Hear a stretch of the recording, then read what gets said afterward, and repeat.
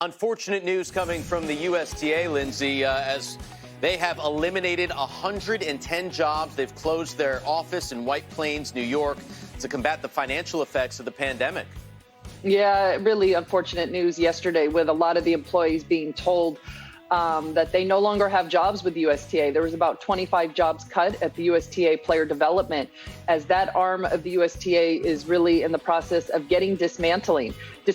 And it was such a huge push for the USTA these last 10 years to try to develop the next generation, to try and get champions.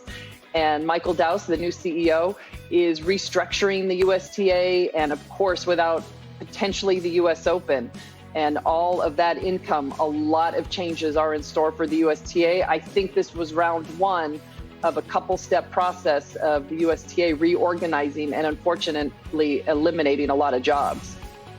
Yeah, and I'm especially concerned about the player development side of things, because we need some great champions from the U.S. from a tennis standpoint itself, for the sport in our country. And it's going to be difficult if they make that staff and the resources to those players so small, where they're talking about, from what I've understood, they're talking a little bit about trying to just worry about players that are going to be top 10 in the world and focus on that. Well, you don't know who's going to be top 10 in the world. I don't think anyone thought Kennan was going to win the Australian Open, for instance.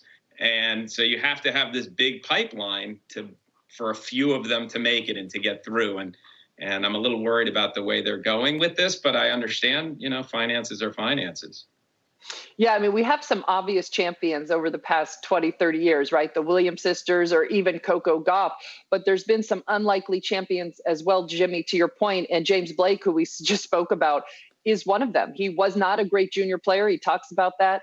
He had no dreams to go pro. It wasn't until he was in his collegiate years that he realized, wow, I've really been improving a little bit later than some other players. And if you take away a lot of that funding and you take away that belief and you take away the exposure to good coaches or opportunities, I think you're right, Jimmy. I think we're going to potentially lose some future champions. 110 jobs, that's a lot of jobs. And you bring up folks like the Williams sisters.